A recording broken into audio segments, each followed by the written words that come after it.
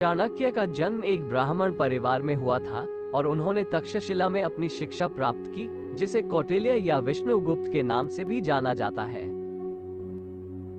चाणक्य के अनुसार पुरुषों के अपेक्षा महिलाओं में 2 गुना ज्यादा भूख, 4 गुना ज्यादा शर्म, 6 गुना ज्यादा साहस और काम वासना 8 गुना ज्यादा होती है।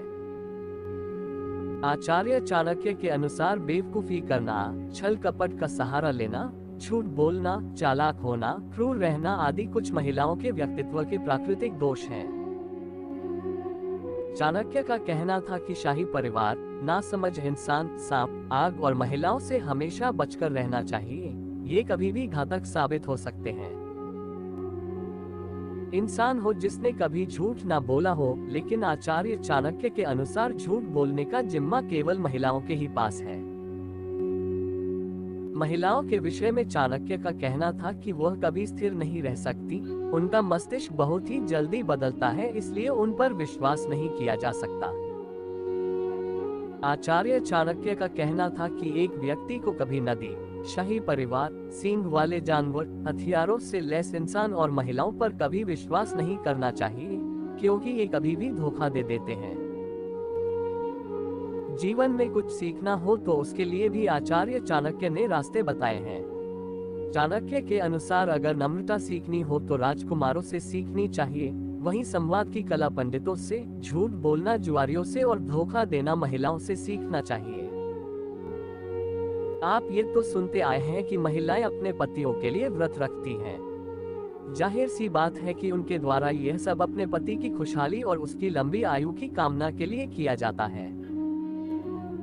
लेकिन आचार्य चाणक्य का कहना था कि वे महिलाएं जो अपने पति की इच्छा के विरुद्ध जाकर व्रत रखती है तो इससे उनके पति की उम्र कम हो जाती है। इतना ही नहीं, वह स्वयं अपने हाथ से अपने लिए नरक का द्वार खोल देती हैं और साथ ही वह अपने पति के लिए भी पतन का रास्ता तैयार करती हैं। आचार्य चाणक्य ने अपने कथनों द्वारा यह प्रमाणित किया था कि वह महिलाओं को एक वस्तु से ज्यादा और कुछ नहीं समझते थे। चाणक्य के अनुसार प्रत्येक व्यक्ति को अपने अच्छे समय के लिए धन और स्त्री को बचाकर रखना चाहिए और बुरे समय में सबसे पहले इनका त्याग करना चाहिए। संभव है कि उस समय के हालातों के मद्देनजर आचार्य चाणक्य के कथन सही कहे जा सकते हो। वैसे भी हमारे समाज में शुरुआत से ही महिलाओं को पुरुषों के अधीन रखा गया है, इसलिए उन्होंने भी महिलाओं को मर्यादा में बांधने के लिए यह कथन कहे हो, लेकिन आज के दौर में यह किसी भी रूप में ना तो उनसे मेल खाते हैं और ना ही उन पर लागू होते हैं।